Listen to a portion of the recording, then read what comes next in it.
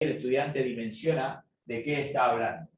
Entonces, voy a hacer un gráfico para el 1A y voy a hacer un gráfico para la discontinuidad 1B.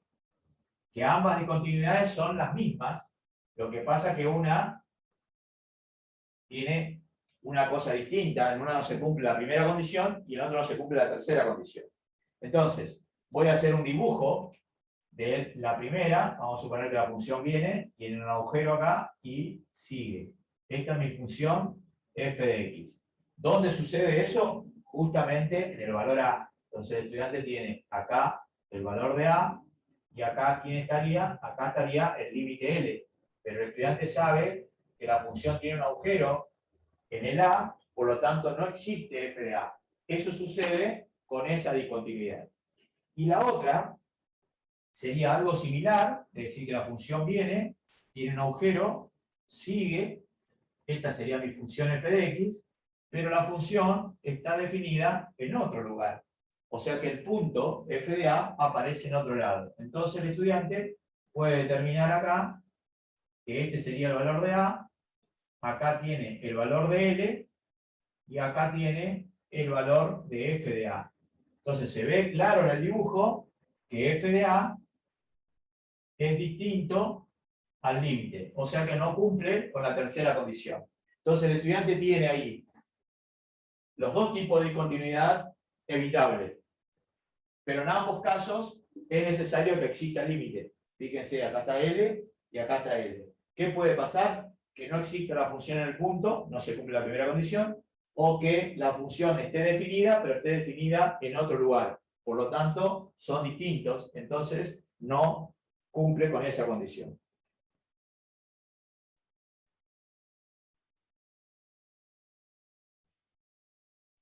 Profe, Sí, toda función va a ser discontinua evitable cuando se aplique la definición de límite que dimos la primera vez, digamos, cuando vos tenés el entorno reducido.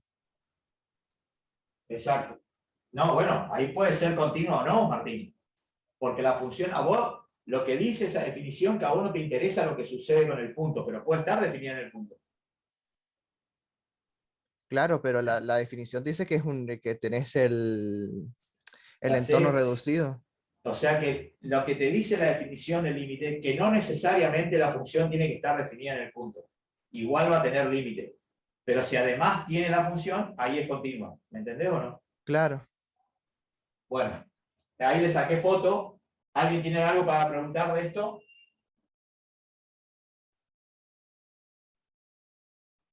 No, Bueno, profe. ¿por qué se llama evitable? Justamente se llama discontinuidad evitable porque se puede evitar la discontinuidad. ¿Y cómo se evita la discontinuidad? Se evita redefiniendo a la función, asignándole el valor de la función, el valor del límite. Entonces, para que el estudiante entienda cómo se hace, vamos a hacer un ejemplo, que es lo mejor que podemos hacer para que el estudiante entienda por ahí. Vamos a suponer que el estudiante tiene esta famosa función que yo ya la usé en varias oportunidades inclusive para el límite. Fíjense, esa función no está definida en x igual a 2. De hecho, el estudiante calcula f de 2 y le queda una indeterminación 0 sobre 0, es decir que para nosotros f de 2 no existe. Pero en cambio, y ya el alumno ya sabe resolver por lo menos estos límites sencillos, dice que cuando el límite x tiende a 2, si él factorea le queda x menos 2 por x más 2 sobre x menos 2, simplifica lo que le hacía 0, y me queda que 2 más 2 es 4, quiere decir que el límite existe y vale 4. Entonces el estudiante, si él hace un pequeño gráfico de la situación, que ya creo que la hicimos a esta función, pero la vamos a repetir. Entonces él tiene, por ejemplo, cortan el 2, y en el 2 debería valer 4, pero no vale 4. ¿Por qué? Porque obviamente tiene un agujero. Entonces, el estudiante tiene la gráfica que es una recta, que sería esta. Esta es mi función f de x. Y fíjense ustedes que en el 2,4 la función no está definida. Y ahí tienen el agujero, o sea, sería un caso del 1A, como Massa demostró hoy en la teoría que dimos recién en la pizarra anterior. Entonces, si yo quiero hacerla continua esta función, tengo que tapar el agujero. Y para tapar ese agujero, tengo que redefinir la función. Y ahí es donde viene la tarea del estudiante. Entonces, ¿cómo redefine? Él no puede cambiar, no se le ocurra nunca escribir x más 2, porque esa no es la misma función. Él tiene que respetar la misma función. Entonces va a hacer una función tipo dada por tramos y decir que f de x va a valer x al cuadrado menos 4 sobre x menos 2 si x es distinto de 2. Y le asigna el valor 4 cuando x toma el valor 2. Si él le dibuja esta nueva función, va a ver que el agujero que tenía se tapa y queda perfectamente continuo. ¿Se entendió el práctico? Sí, profe. Yo no entendí profe, cómo hizo, o sea, no entendía que No te escuché, loco. no llegué a entender lo de tapar el agujerito. ¿Vos escuchaste cuando Massa dijo que se llama evitable porque se puede evitar y Claro, se sí. evita asignándole el valor de la función en el punto, el valor del límite? Y bueno, yo acá te mostré, no pude calcular el valor de la función en el punto, me dio 0 sobre 0, pero pude calcular el límite que vale 4. Entonces yo ahora sé que cuando f vale 2, perdón, cuando x vale 2, f de 2 es 4, y eso es lo que yo pongo acá. Esto significa, este es el f, y este es el x. Entonces dice que f vale 4 cuando x toma valor 2. Entonces el agujero que estaba antes se tapó. ¿Seguís sin entender, Gabriel? No, ya entendí profe. ¿Seguro? Sí, sí. Bueno, y ahora sí voy a pasar a la otra discontinuidad. Esa discontinuidad, que la vamos a llamar 2, se llama discontinuidad esencial. Discontinuidad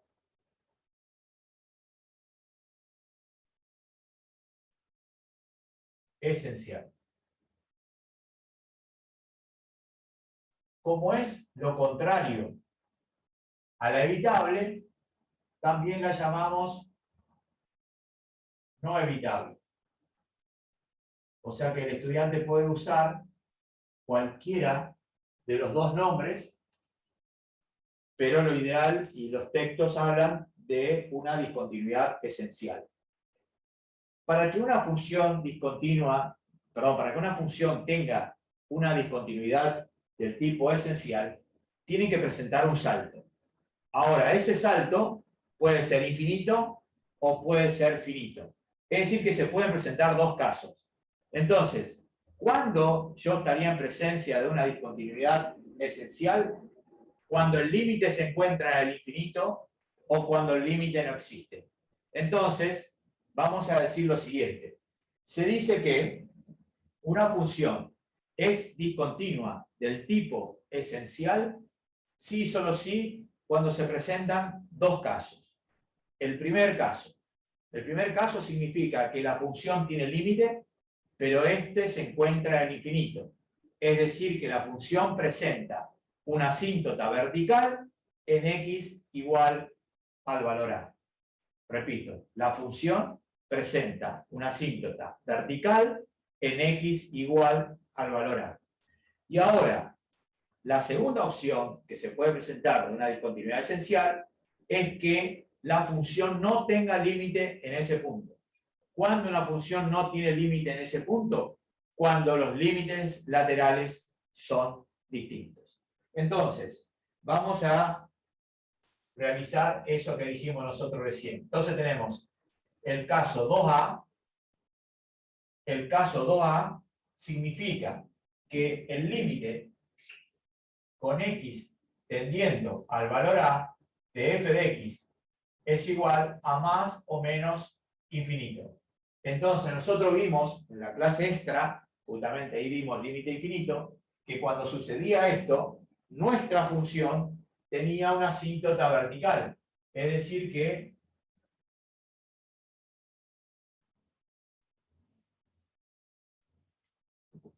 tenemos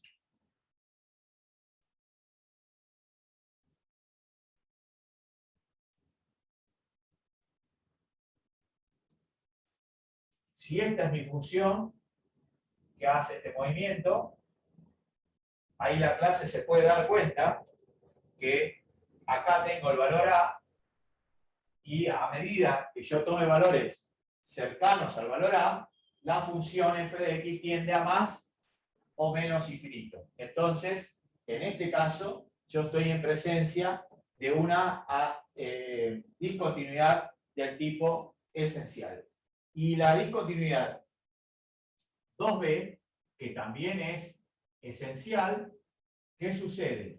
Sucede que los límites laterales son distintos. Es decir, que el estudiante va a decir que el límite con x tendiendo al valor a de f de x no existe. ¿Pero por qué no existe? Es porque el límite con x tendiendo al valor a por izquierda de f de x es igual a L1. Y el límite con x tendiendo al valor a por derecha de f de x es igual a L2. Y en este caso, L1 es distinto de L2. Entonces, ¿cómo sería un gráfico de una función que cumple con esa característica? Generalmente esto sucede cuando son funciones dadas por tramos. Entonces, viene una función y sigue un poco más arriba. Entonces, ahí el estudiante se puede dar cuenta que este que está acá tenemos el valor de A, y cuando yo vengo a A por izquierda, la función tiende a L1. Y cuando vengo por derecha, la función tiende a L2. Se ve claro en el dibujo que L1 es distinto de L2, por lo tanto, los límites laterales son distintos, entonces no existe límite. Entonces eso lo agregamos acá, entonces no existe límite. Acuérdense que había un teorema muy importante, que era creo que el primero que dimos, que si el límite de una función existía, este era único. Y acá estamos teniendo dos límites en el mismo punto, no puede suceder eso, por lo tanto, se dice que la función no tiene límite. Y fíjense cómo empezó Massa hablando de esto, era cuando la función presenta un salto. Esos saltos puede ser un salto finito, acá lo tienen, porque lo pueden medir a ese salto, y acá tienen un salto infinito, porque la función se va a más infinito y aparece del menos infinito. Esto es un salto infinito y esto es un salto finito. En ambos casos no se puede salvar la discontinuidad, por eso se llama no evitable. O sea, lo ideal es esencial. ¿Algún estudiante tiene alguna pregunta? ¿Puedo repetir, profe, por qué aparecen dos límites en la 2B? ¿Cómo? Que si puede repetir por qué aparecen dos límites en la 2B. Sí, ya vamos a ver, inclusive lo van a entender más ahora cuando dé límites laterales.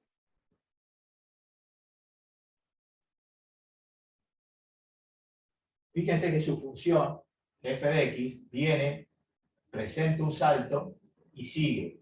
Usted ya habrá hecho alguna vez más de este gráfico en funciones dadas por tramos, que la función venía hasta un cierto punto, ahí usted tomaba la otra función que seguía y dibujaba más arriba o más abajo, o sea que presentaba un salto. Entonces, si usted viene por izquierda, a A, toma valores que están a la izquierda, y los valores que van a la izquierda tienden a este valor que es L1. Y cuando yo tomo valores que vienen a A por derecha, veo la función que tengo a la derecha y tiende a L2. Se ve clarito en el dibujo que L1 es distinto de L2, por lo tanto no existe límite. ¿Pudiste entenderlo o no? Sí, profe. Bien. ¿Algún estudiante, otro quiere hacer otra pregunta?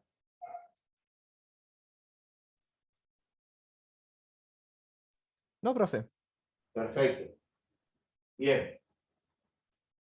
Voy a hablar de límites laterales. ¿Qué puede pasar que en el examen eso aparezca como cuestionario? Que le digan dónde está la definición del límite por derecha o dónde está la definición del límite por izquierda. ¿Qué cuidado tiene que tener el estudiante cuando calcula los límites laterales? Tiene que acordarse que cuando yo calculo los límites laterales, el entorno que antes tomaba el entorno reducido, ahora tomo un semientorno. Si calculo el límite por izquierda, tomo el semientorno que está a la izquierda. Y si calculo el límite por derecha, tomo el semientorno que está a la derecha del valor A. Entonces, ¿cómo quedaría la definición? Entonces, vamos a poner como título límites laterales.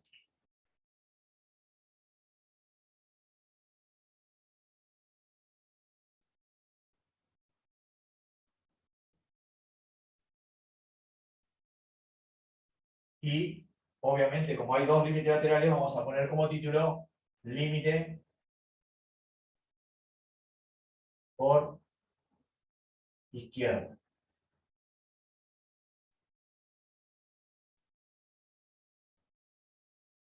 Perfecto. Entonces, la definición sería así. Límite con x tendiendo a A por izquierda de f de x es igual a L1. Fíjense cómo yo estoy indicando que el límite es por izquierda, se le coloca al valor de donde tiende, o sea, al valor de A, en el superíndice, un menos. ¿Esto es cierto? Sí y solo sí. Para todo epsilon mayor que 0 existe un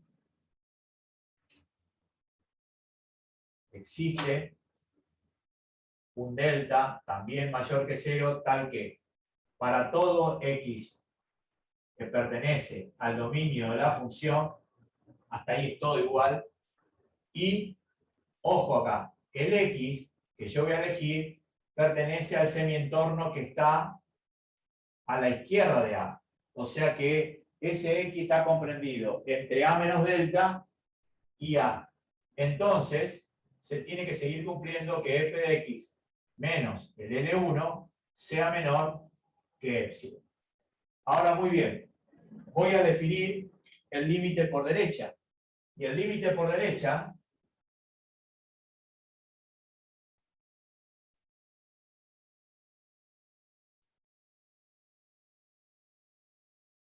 el cambio que tiene sustancial es que yo ahora elijo un valor de x que está a la derecha de A. Entonces esto me quedaría así, límite con x tendiendo a A por derecha, y se coloca en el superíndice un signo más de f de x, yo digo que esto es igual a L2, si y solo si, para todo epsilon mayor que 0, existe un delta también positivo, tal que para todo x que pertenece al dominio de la función, y ojo acá, el x ahora está a la derecha de A, o sea que está comprendido entre A y A más delta. O sea que es el semientorno de A. Entonces, se tiene que cumplir que f de x menos L2 es menor que epsilon. Fíjense que Massa puso un límite por izquierda, L1, y al límite por derecha lo llamó L2. Para que el límite exista, L1 tiene que ser igual a L2. Y si L1 es distinto a L2, el límite de la función no existe. Es decir que yo voy a decir acá que el límite con x tendiendo al valor A de f de x es igual a L, si solo si L1 es igual a L2 y obviamente igual a L. Y el límite con x tendiendo a A de f de x no existe si solo si L1 es distinto de L2. Ahí tienen completo ustedes la definición de límites laterales. ¿Qué puede aparecer? Puede aparecer esta psicología completa en el cuestionario, y ustedes tienen que decir cuál corresponde a la izquierda y cuál corresponde al límite por derecha. O sea que le puede tocar uno de los dos o los dos.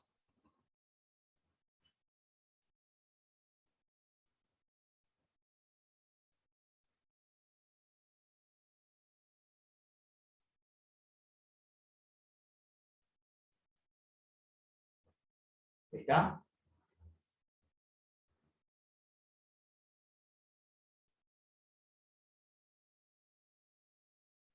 ¿Alguna pregunta hasta ahí?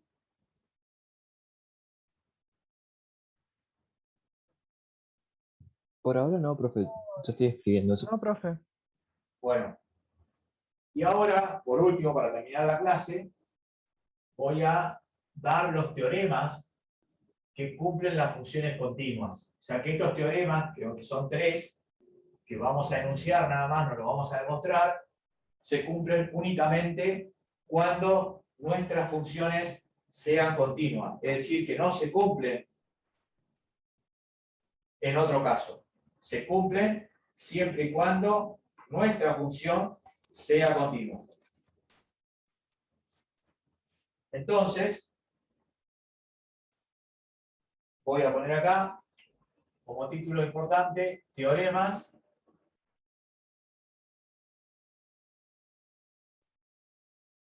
de funciones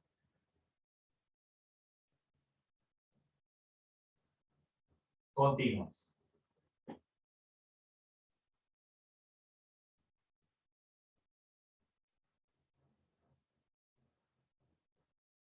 Muy bien. Entonces, el primer teorema que vamos a ver se conoce con el nombre de teorema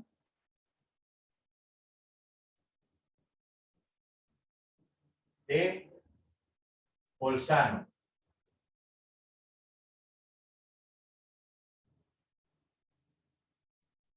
Y el teorema de Bolzano es muy importante porque fue uno de los primeros teoremas que ayudó a encontrar las raíces de una función mediante un mecanismo de ir tomando valores con la función hasta que llegaban a las raíces. Es decir, no había fórmulas para todas las ecuaciones y entonces se lo hacía desde el punto de vista de funcional, se iban tomando valores hasta que se encontraba aproximadamente la raíz. Después cuando demos derivadas, yo si ahí tenemos algún tiempo y alguno me hace acordar, le voy a enseñar un método que se conoce con el nombre de Newton-Raphson, que sirve para calcular las raíces de cualquier función del punto de vista iterativo, que a partir de 4 o 5 cálculos ya llegamos a la raíz, pero exacta, perfecta. Es muy bueno el método. Se llama Newton-Raphson, pero hay que saber derivar para eso. Bien, entonces, ¿qué dijo Bolzano? Bolzano dice lo siguiente: si una función f de x es continua en un intervalo cerrado a b y toma valores de distintos signos en f de a y en f de b, va a existir un punto interior al intervalo donde f de c sea igual a 0. Repito, sea f de x una función continua en el intervalo cerrado a b y además toma valores de distintos signos en los extremos del intervalo. Es decir, que el signo de f de a es distinto al signo de f de b. Entonces va a existir un valor c interior al intervalo de manera tal que f de c sea igual a 0.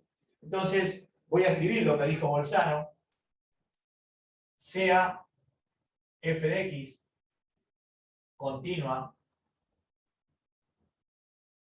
en el intervalo cerrado AB y el producto de f de a por f de b va a ser menor que 0. Eso quiere decir que si f de a es negativo, f de b es positivo, y si f de a es positivo, f de b es negativo. Entonces, dice Bolzano, existe un C que pertenece al interior, o sea que al intervalo abierto, tal que el f de C sea igual a 0. O sea que Bolzano, un monstruo, y ahora le voy a hacer un gráfico para que el loco vea qué es lo que pasa o qué es lo que sucede en la función. Entonces yo tengo ahora una función que hace este movimiento.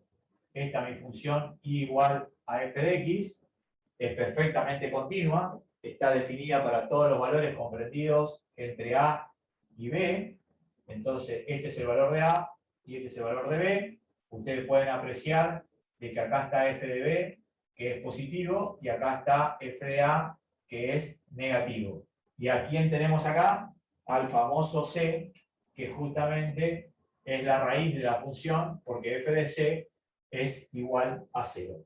¿Está claro? Entonces, ¿qué hacían ellos en aquella época para encontrar la raíz de esta función? Iban achicando este intervalo mientras le siga dando negativo y positivo quiere decir que seguía estando en el medio o entre ellos el valor de c. Cuando ya tenían dos valores del mismo signo, los dos negativos, los dos positivos, porque se pasaron. Entonces volvían para atrás y tomaban más chiquito, hasta que encontraban el valor de c. Les digo que las computadoras de ahora funcionan de esta manera, las que calculan raíces van haciendo esto, lo que pasa es que lo hacen a una velocidad increíble y hasta que llegan al valor exacto. Es decir que más o menos algunas también usan el método que yo le conté de Newton-Raphson. ¿Está? Perfecto. ¿Algún estudiante tiene alguna duda ahí? Profe, Sí. le hago una consulta. Nosotros después, si por ejemplo nos puede pedir, por ejemplo, que hallemos la raíz de esa imagen con el teorema de Bolzano. No, en el práctico no hay nada de los teoremas. Y en este examen netamente teórico no va a haber nada práctico.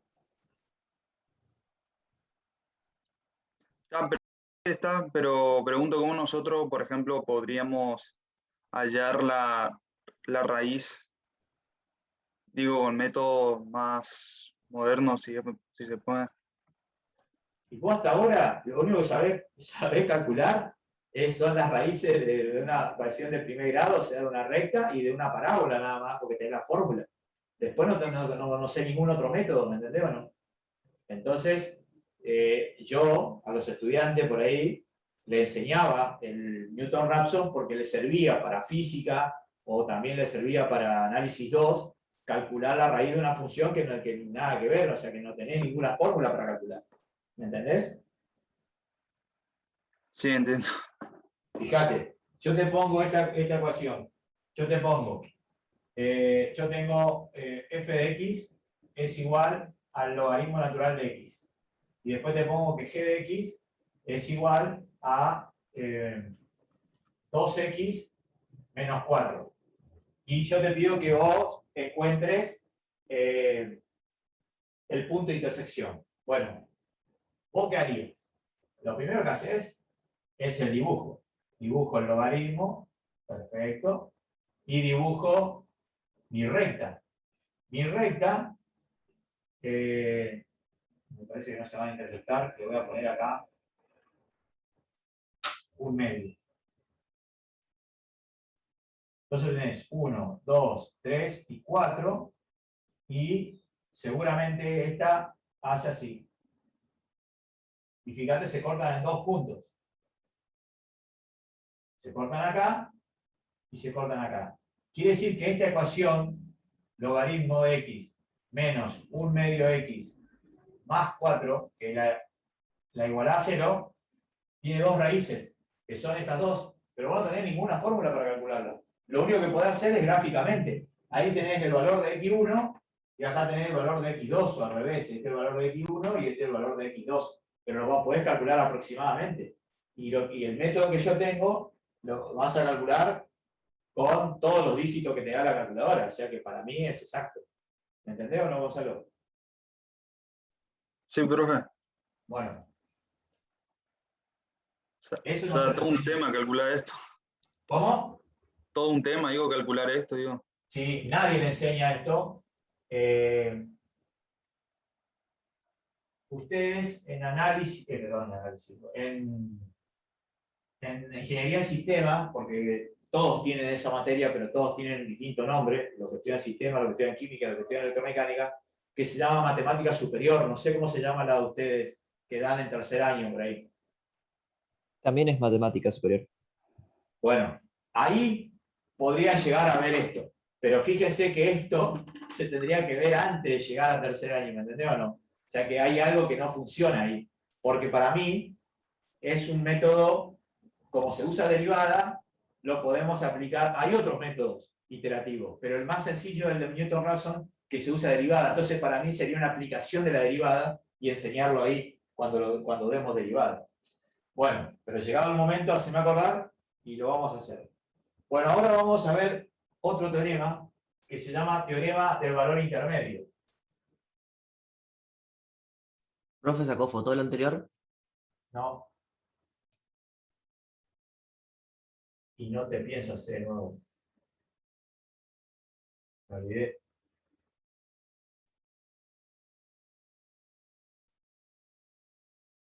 Teorema del valor intermedio. Y dice así.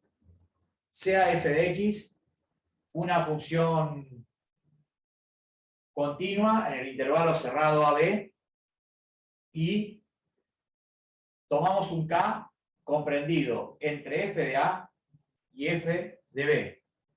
Va a existir entonces un punto C interior al intervalo AB de manera tal que f de C sea igual a k.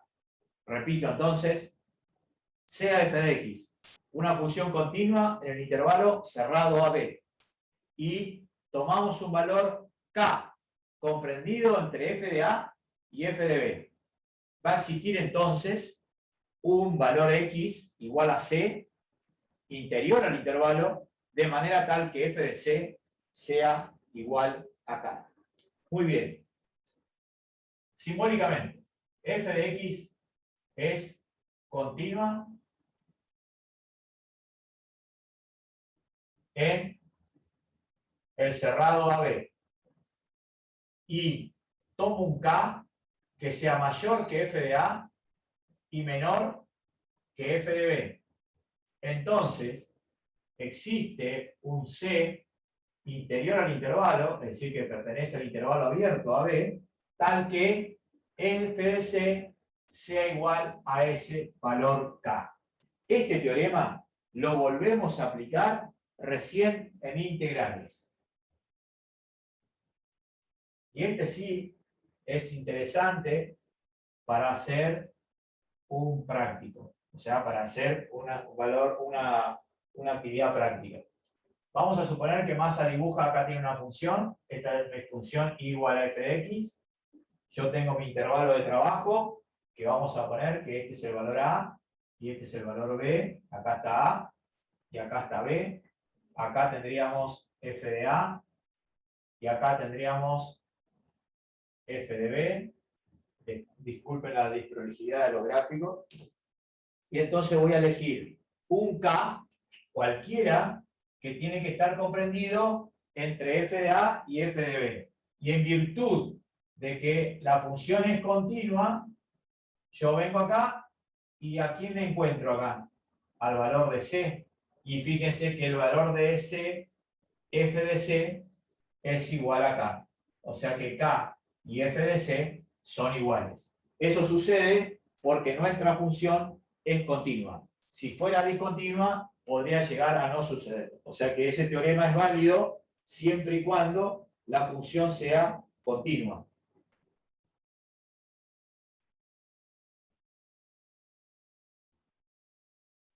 Ahora sí. Te mandé la foto. ¿Alguna pregunta?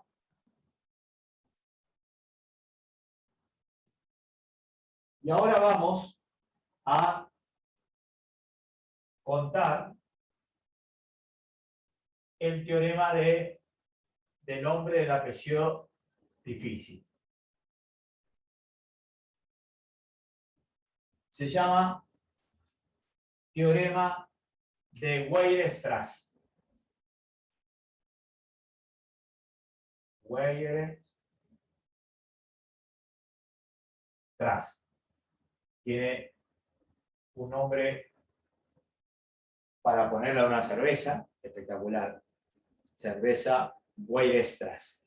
Bueno, pero este tipo, que participó en muchas investigaciones, obviamente de la época de Newton, inclusive un poco más moderno también, dijo lo siguiente: son dos teoremas en uno, porque él dice lo siguiente, que si una función f de x es continua en un intervalo cerrado AB, esta está acotada.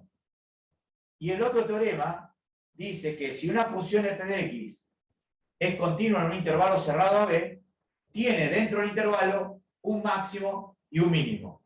Entonces podemos resumir esos dos teoremas en uno solo y decir la siguiente manera.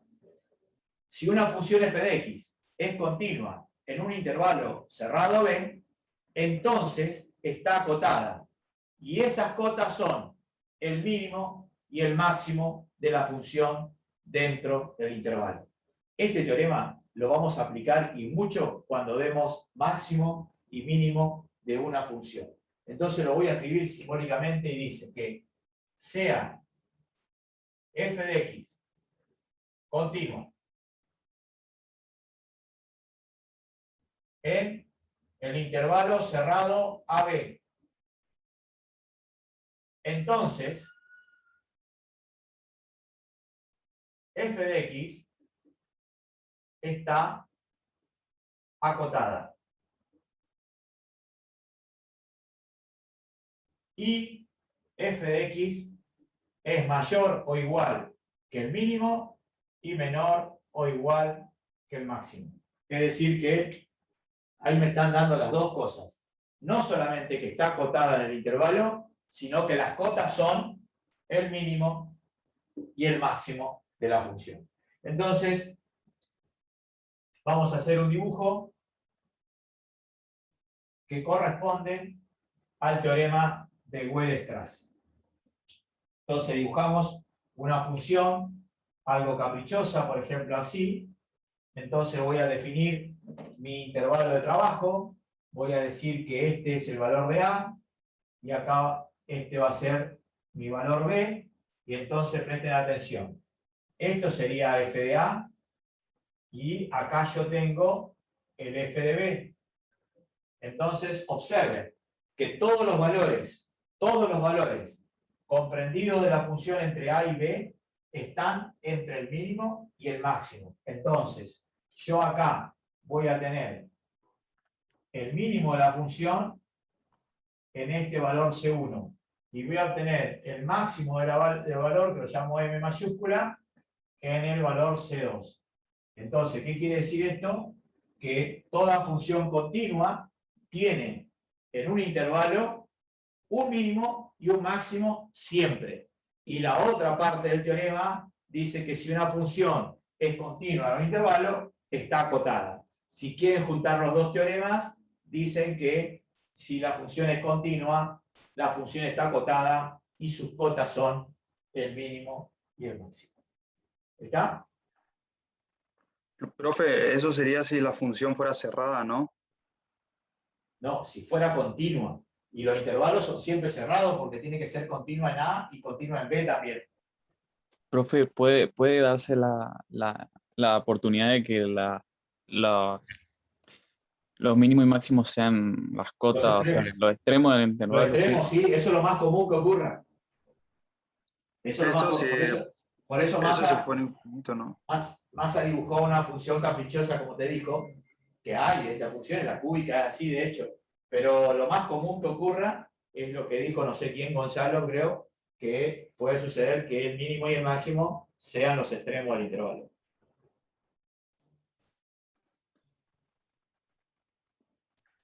Claro, en ese no tendría ni máximo ni mínimo como tal. Sí, tiene, y Ah. son eso. El mínimo va a coincidir con f de A y el máximo va a coincidir con f de B. Sí, tiene. Por eso, no siempre tiene que suceder eso que sucede acá. Vos podés tener una función así, por eso no está mal lo que dijiste. Vos tenés una función así, y está el intervalo. ¿Y qué dijo Weierstrass? En ese intervalo siempre va a tener un mínimo, acá lo tenés, y acá tenés el máximo, y sigue estando todos los valores de I, van a estar comprendidos entre ese mínimo y el máximo. Es decir, está acotada, ¿me entendés o no? Sí, profe. Pero yo me refiero a si esa función, por ejemplo, fuera infinita, digamos. Pero ¿y que no sería continua ahí? Ah, claro. Sí, ¿Me entendés o disculpe. no? La matemática es perfecta, Gonzalo. Encima estos tipos, estamos hablando de 1700, ¿me entendés o no? Siglo XVIII. O sea que eran unos monstruos estos tipos, ¿me entendés o no? 1600, siglo XVII. Eso está todo estudiado, todo armado, no hay nada para inventar. Lo que queda para inventar son cosas muy, muy particulares que, que a nosotros no podemos vivir tranquilos. Pero estas cosas son fundamentales, obviamente fundamentales para la matemática. Es decir, vos podés vivir sin ningún problema sin saber el teorema de Weierstrass, ni saber ni cómo se escribe Weierstrass, ¿me entendés? Pero no importa. 1800, profe. 1800, gracias. Siglo XIX. Martín, Dale, gracias, profe. Disculpe por interrumpirle. pero vos estás loco, a mí me gusta que me interrumpan. Si la única manera de aprender, aparte Martín aporta eso, por ejemplo, yo cuando tiro las fechas, tiro a medio al voleo, ¿me entendés? Porque son tantos tipos, tanto existieron, tanto hicieron en la matemática que uno pierde la fecha, ¿me entendés? Pero siempre estoy rondando en eso, porque cuando Newton, ahí por 1700 o 1600 descubre el cálculo infinitesimal, ahí se le abre a todos los tipos una matemática nueva y empiezan a delirar con eso, y ahí tardan 2 siglos. Ahí tenemos a Weierstrass, porque Weierstrass, cuando Weierstrass estudia, seguramente Newton se estaba muriendo, ¿entendés? Ya Newton era viejo.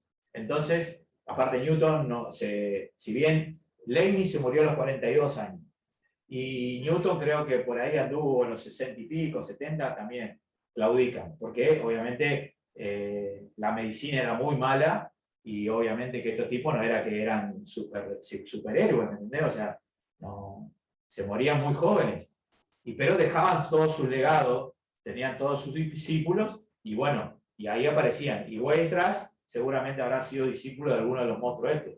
Weierstrass era inglés, o sea, seguramente habrá sido discípulo de Newton. No, profe, Weierstrass era alemán.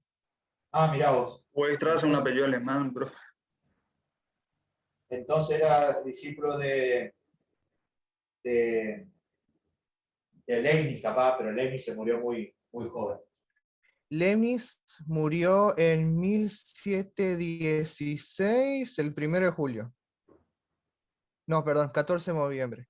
Y Newton, 31 de marzo de 1727. Primero murió Leibniz y después murió Newton. Claro, Y este por eso. murió 1815, a ver, no, 1897, claro. Weierstrass nació cuando ya estaban los dos Claro, muertos ya. Sí, sí. Bueno, por eso le digo que en la historia de la matemática, todos le dan los laureles a Newton, porque Newton vivió un poco más que Leibniz. Pero Leibniz estudió lo mismo que Newton, inclusive con una rigurosidad más importante, porque Leibniz era matemático y Newton era físico, entonces él no le importaba los símbolos, porque él lo que quería era una matemática para poder dar su teoría clásica de la física. Y entonces no le daba mucha pelota a los símbolos. De hecho, inventaba él sus propios símbolos. Y Leibniz no. Y a raíz de eso, nosotros usamos la derivada con la misma notación que usaba Leibniz. O sea que, fíjense los años que pasaron y se sigue escribiendo la derivada de la misma manera. Bueno, con esto terminamos, loco. Voy a poner pausa. Y ahora hablamos de lo que ustedes quieran. No sé qué me quieren preguntar. Profe, En en unos el años, caso, profe, preguntan así teorías como la que dijo Martín. O ¿Cómo, solo es Francisco? que si más adelante nos preguntarían historia de la matemática y eso. No, pero es interesante. Seguramente a Martín le debe gustar y entonces el loco tiene todo armado ahí, enseguida busca. Pero a mí, yo siempre le cuento la historia para que ustedes dimensionen dónde estamos parados, ¿me entendés o no? ¿Cuántos años antes los tipos esto ya lo tenían recontra clara sin tener una tecnología como la teníamos nosotros. Y bueno, fíjate vos la cantidad de años que tardaron para después errarle por poquitos segundos la velocidad de la luz, por ejemplo, ¿me entendés? Cuando Michelson descubre la luz, ¿me entendés?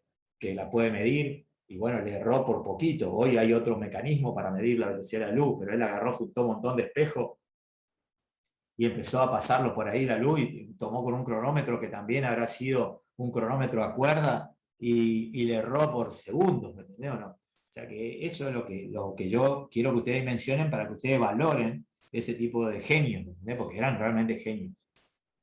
Desde los griegos, yo soy un enamorado de los griegos para mí me asombran cada vez más, porque yo los leo, los estudio, y los griegos eran unos genios totales.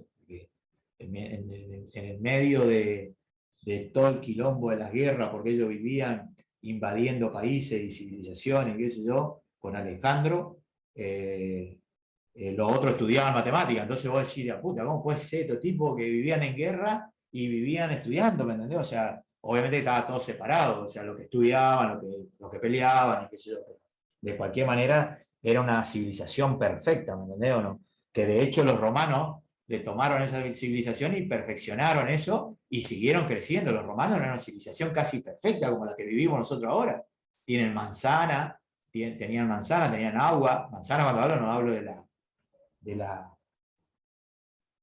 de la fruta, hablo de que estaba toda dividida, las ciudades en dameros se llamaba, con cuadras y qué sé yo, donde ya iban, bueno, de hecho quedan vestigios de la vieja Roma ahí en Italia.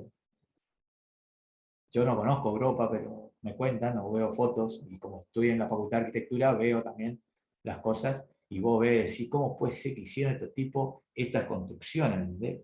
Perfecta, perfecta. Los tipos traían agua de no sé de dónde mierda traían agua, tenían agua corriente ya los tipos, ¿entendés? En las casas. Que Eso, nosotros se nos cortan la luz y ya no tenemos más agua. tal cual, tal cual. Tenés razón, Martín. Tal cual. Profe, Sí, Martín.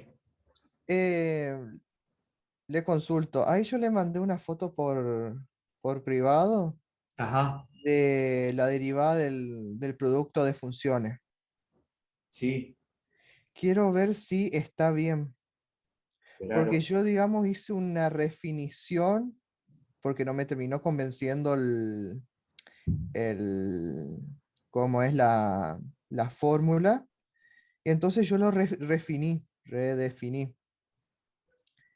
Ahí arriba, digamos, puse qué es lo que significaba cada simbolito. Está Quiero perfecto, ver si loco. está bien.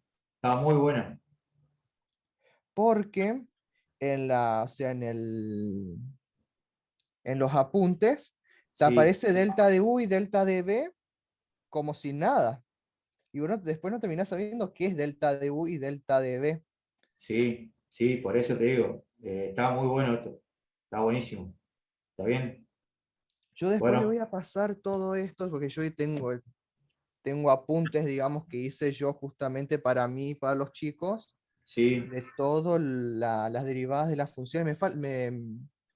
Me falta todo lo que es límite nomás, de hacer así, Bueno, de este dale, y estilo. eso le va a venir bien a los pibes. Está muy bueno esto. En Porque todo está caso, explicado. me lo pasás a mí, yo lo verifico y vos se lo pasás porque vos sos el que lo hiciste y te llevás vos Sí, sí, después. sí, sí, sí, sí.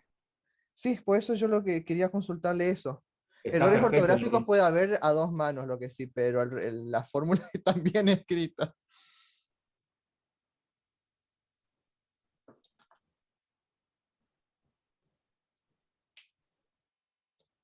Se me cortó internet. Bueno,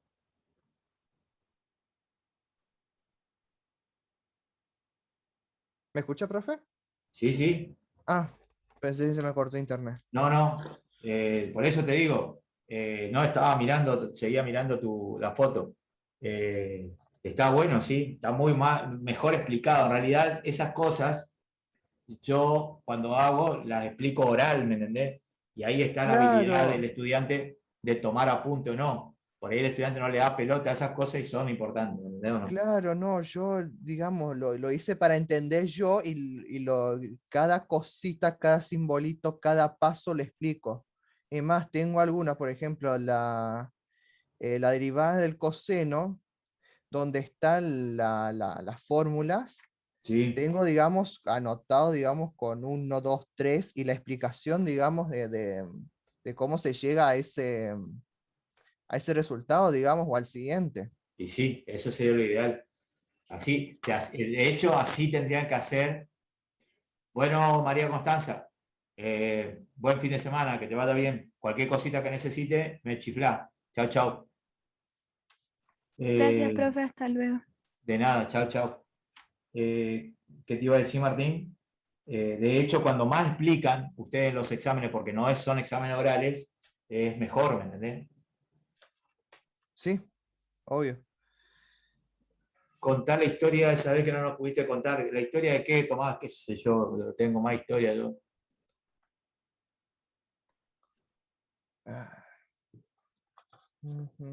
¿Qué le iba a decir?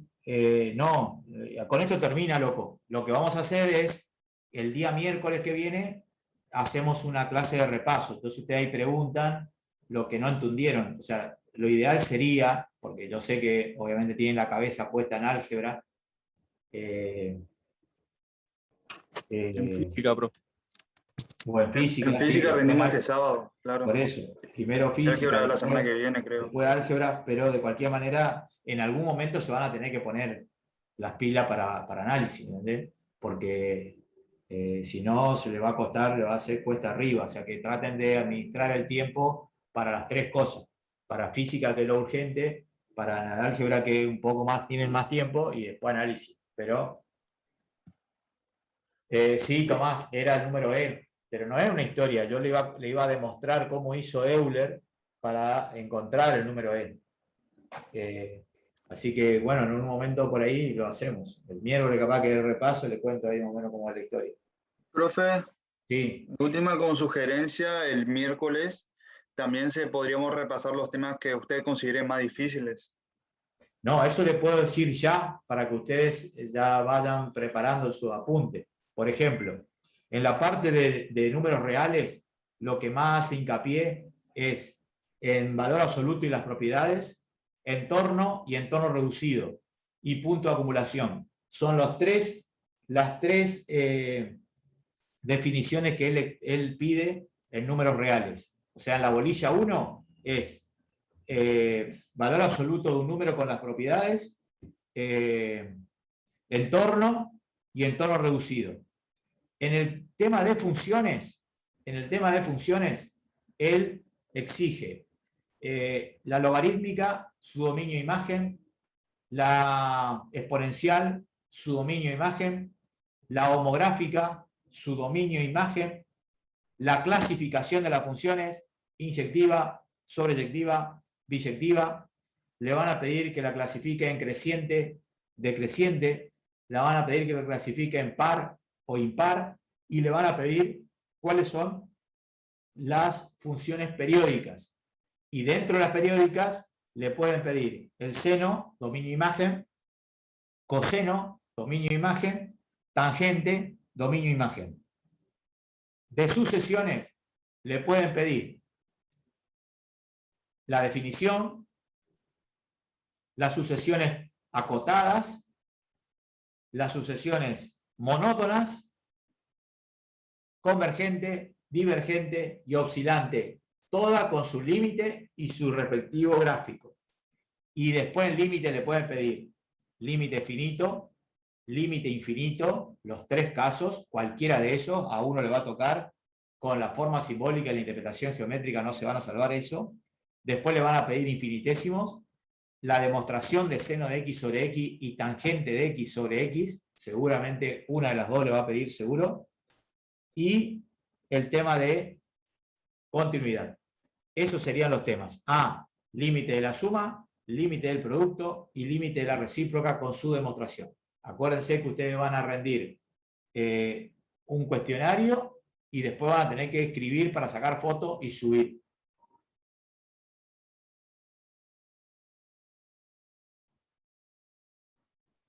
Profe, ¿y la definición de límite? Por eso, esa fue la primera que dije. La definición de límite finito y las sin finito, todas dedillo. Está. Gracias.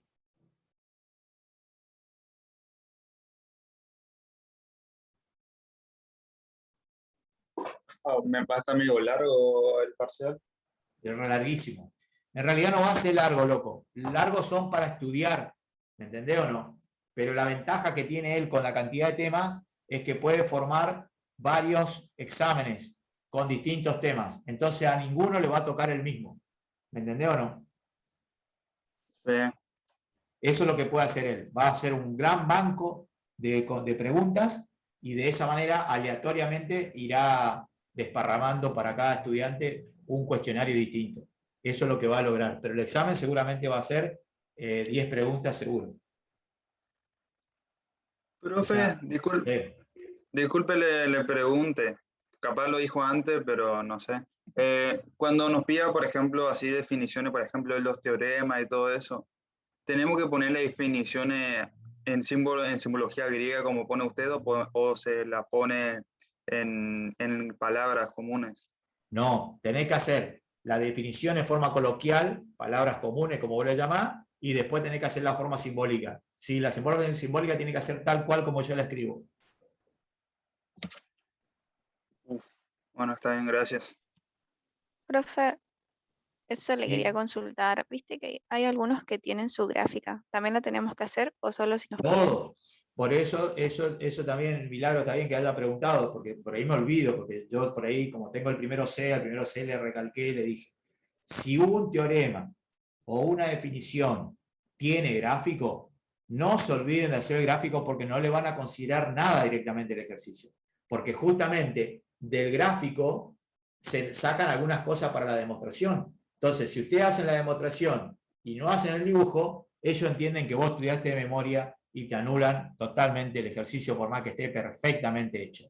Por eso entonces, si un tema que ustedes están desarrollando tiene su definición, su forma simbólica y su dibujo, tienen que hacer las tres cosas. Y cuando le piden que haga la interpretación geométrica es porque tienen que hacer el dibujo e interpretar ahí y decir que X, cuando se acerca al valor A, la función se hace más grande, más chiquita, lo que sea. ¿Entendés o no?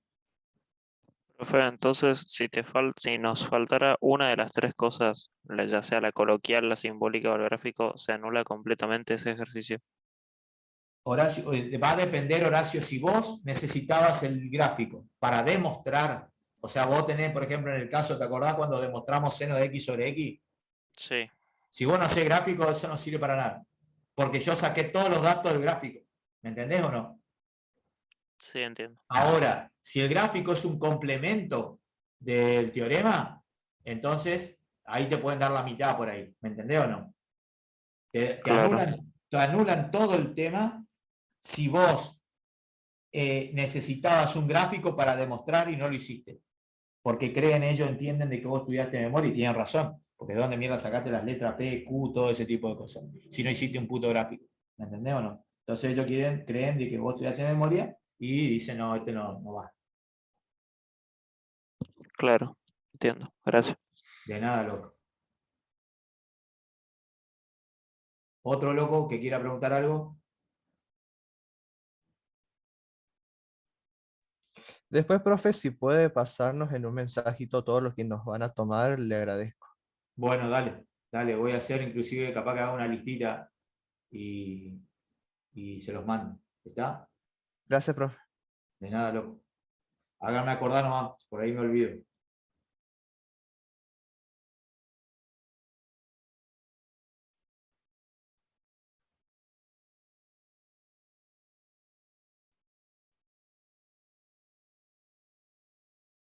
Bueno, chicos, si no tienen nada más para preguntar, nos vemos el miércoles que viene. ¿Está? Cualquier duda que tengan, ya todos saben, tienen mi número de teléfono, pueden consultar lo que ustedes quieran. ¿Esta semana vamos a tener la clase extra? No, ya terminamos todos los temas. A mí la clase extra me sirvió porque yo, si no tenía esa clase extra, yo terminaba recién el miércoles que viene con los temas y no tenía forma de repaso ni de nada. Profe, el miércoles que viene vamos a avanzar con cosas ya fuera del parcial o vamos a repasar. Repaso, no voy a avanzar. No, para nada. No, porque van a tener la cabeza en otro lado, no me sirve a mí. Yo necesito que el loco tenga la cabecita puesta en el examen. Profe, una consulta. ¿Dentro de 2 clases ya vamos a dar derivadas? Sí, exacto. Yo tendría que empezar, si todos ustedes no rendían o qué sé yo, todos andaban fenómenos, yo el miércoles tenía que empezar derivadas. Dios santo. ¿Qué vamos a dar para final de año entonces, profe? Y bueno, algo vamos a hacer, loco, vamos a hacer un asado que sea. Para fin de año ya vamos a Ya, estar, ya vamos a estar todos vacunados, loco, así que ahí vamos a hacer un asado. No, estaría bueno Ojalá que que hagan sí. análisis 1 y 2 en un solo mismo año por ahí. Y No, saquen análisis. O es mucho. es mucho, ¿no? No tenía idea de lo que Porque es. análisis 2 es un cuatrimestral. Sí, para algunos, pero tienen dos. Yo también, Facundo, estoy para el asado. ¿Cómo es? Son 2 días por semana, loco, Martín. Entonces es lo mismo. Ah, Es lo mismo. Dar 2 días. Antes era, análisis 1 era cuatrimestral, también era 2 días por semana. Pero era una locura. Una locura, era porque te imaginás, no entendían nada lo que di el lunes, el miércoles menos, y así le iba amontonando y pasaban los días, y los temas, y qué sé yo, los vagos tenían un lío en la cabeza que no tenéis idea. Ustedes con 2 clases se refiere a 2 clases teóricas, ¿no? Sí, práctica también. Tenían Ah, 4 o sea, días, 4 días, claro, o sea, se duplica todo. Cuando es qué cuatrimestral, tortura. se duplica todo. O sea que no, terminábamos en junio. Arrancábamos en marzo y en junio terminábamos. Porque es lo mismo, la cantidad de horas es la misma. Lo que pasa es que no es lo mismo el periodo de lo que yo le llamo, ¿cómo se podría decir? De asimilación de los temas. Vos cuando el tiempo es más dilatado, vos podés asimilar mejor porque podés estudiando despacito. En cambio, cuando te dan todo amontonado, es un lío.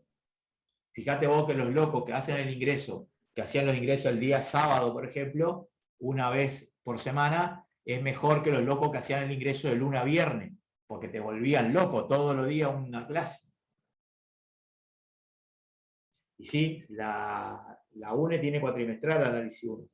profe, Sí. lo que hicimos nosotros en sintaxis, que es una materia tercer año para ISIM, combinamos los cursos. La profe, que es jefa de cátedra, agarró o sea, somos 2 cursos, digamos, y todas las teorías de los 2 cursos la hizo continuas. Sí. Y ella explica, digamos, el tema, lo sigue en la siguiente clase de teoría para el otro curso. Claro. Y así son como 4 clases por semana, de 2 o 3 de teoría y 2 de práctica. Y sí. Pero lo que pasa es que la materia es larga y es cuatrimestral. Claro. Pero vamos de 10. Está bien. La profesora, digamos, tiene tiempo, digamos, para detenerse y de explicar. Si no, sí era meterle pata a 2 manos. Sí, sí. Y bueno, loco, es lo que hay, así que tenemos que seguir metiéndole ficha nomás a esto. Para eso van a ser ingenieros después. Así que eso es el sacrificio que hay que hacer al principio. Bueno, loco, si no tienen nada más, nos vemos. Nos vemos, profe, que tengan buen día. Nos vemos, profe. Muchas gracias por la clase. Chao, chao. Vos también, que tengan un buen día. Chao, chao. Profe, muchas gracias. Vamos.